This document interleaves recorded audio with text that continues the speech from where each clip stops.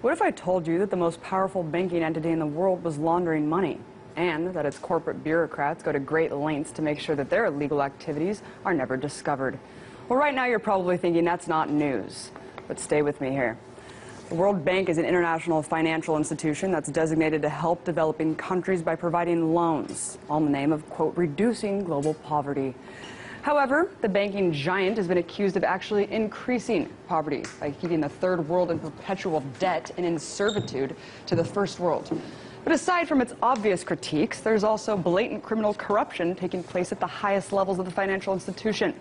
One woman has risked everything to shed light on this truth. She's exposed information that reveals the extent of the collusion between financial groups and foreign governments. Her name is Karen Hudes. She was senior counsel at the World Bank for 12 years before blowing the whistle. She's joining me now to talk about her experience and what it all means for the rest of us. I'm joined by Karen Hudes. Thank you so much for coming on, Karen. Thanks for having me. So could you briefly explain what the impetus was for you to speak out? What did you see?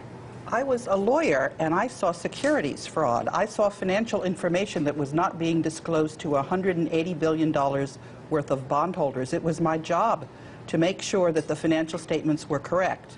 So first, I reported it up the corporate ladder to the audit committee. When that didn't work, I went to the U.S. Treasury Department. And when that didn't work, I went to the U.S. Congress. Senator Lugar wrote 3 letters to the World Bank saying, "Don't fire this lady."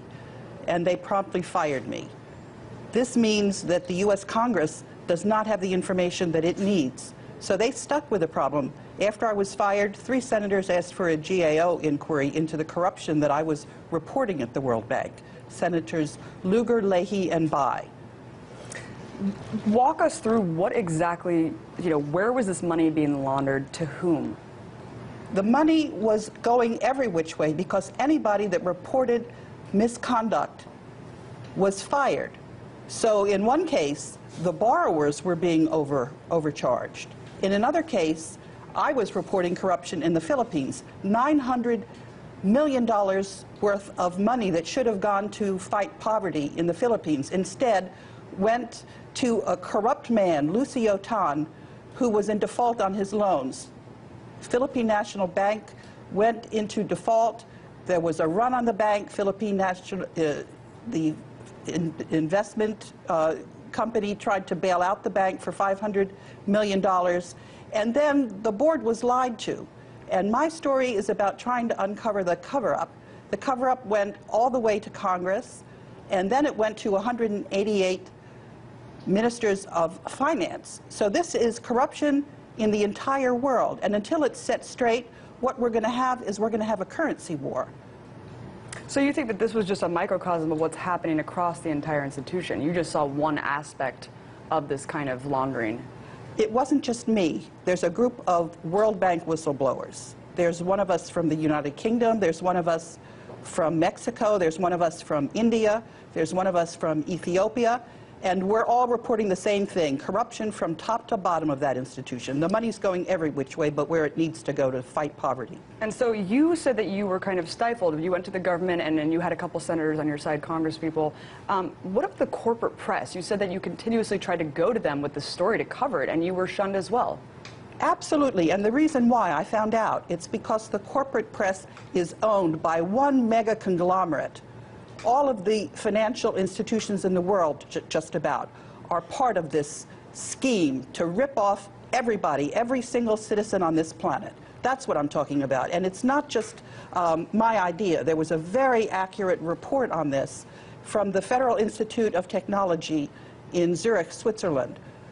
3 mathematicians looked at accurate corporate data on 43,000 transnational companies, and they reported that through very clever interlocking corporate directors, these groups managed to grab 10 times the power than they otherwise had in their finances. So they own 40% of the assets of all of the companies traded on the capital markets of the world, and they own 60% of the earnings for every year. This means that the central banks for the world are issuing paper money with absolutely no accountability to the people who are using this money. And pretty soon, in a matter of weeks probably, the whole system is going to come to a screeching halt with something called gold backwardation. Well, let's back up a little bit because, I mean, basically there's no oversight over these institutions. Aside from laundering money, plainly, they're also laundering money offshore, hidden in these bank accounts, offshore bank accounts. I want to talk about how much power the banking system really has over geopolitics. I mean, you just broke down that all of these people are kind of interlocking. Would you say that they control the government as well? Absolutely. What I have documented is state capture. I tried to have information go to the voters before the presidential elections because Robert Zellick was Mitt Romney's National Security Transition Planning Chief. CBS wouldn't report it. If the voters don't know who they're voting for, I asked CBS to have a question on international corruption. They figured the American public didn't need to know. So if the public doesn't know what's really going on, then you don't have a democracy, and that's what we're talking about. Can you name any names of who you think are the real power players here? Because I know that, you know, if a little bit of digging can really reveal who these people are that are kind of pulling the strings here. What you need to do is you need to look at the ownership of these corporations. They're the ones that we hear about all the time. Goldman Sachs, you were talking about Bank of America. They are actually all one bank. That's what happened when we saw the LIBOR crisis. These institutions are one big conglomerate that think they control the world, and they think they're above the law, and they're not.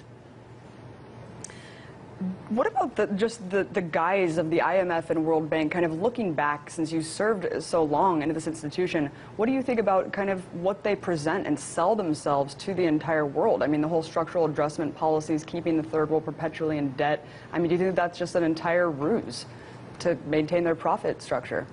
I think these are institutions that, if they're cleaned up, can do a lot of good. They can provide a basis for a peaceful transition. It's very clear that we need to have some regularity in our international financial system. We need what we certainly don't need is a currency war, and that's what we're on track for, unless and until we start to get to the bottom of this corruption.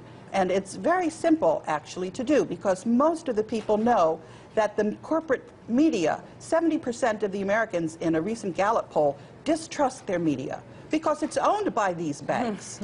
Karen, to wrap it up, why do you think that whistleblowers such as yourself, obviously exposing this massive corruption within these financial institutions, are not incurring the full wrath of the state as we see as somewhere like Edward Snowden or Bradley Manning?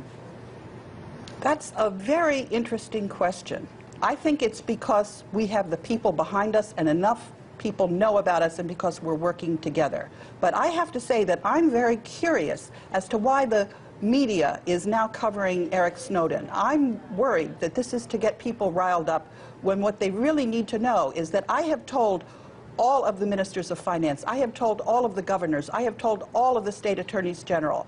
I bought a bond and I had a lawsuit, and 188 ministers of finance settled my lawsuit. It's Eric Holder who's holding up the settlement of my case. Well, I won't deny that we have some criminals in the government. Karen, thank you so much for coming on. We'll definitely be following your case and covering it as it develops. Karen Hedges, former senior counsel at the World Bank. Appreciate it. Thanks for having me.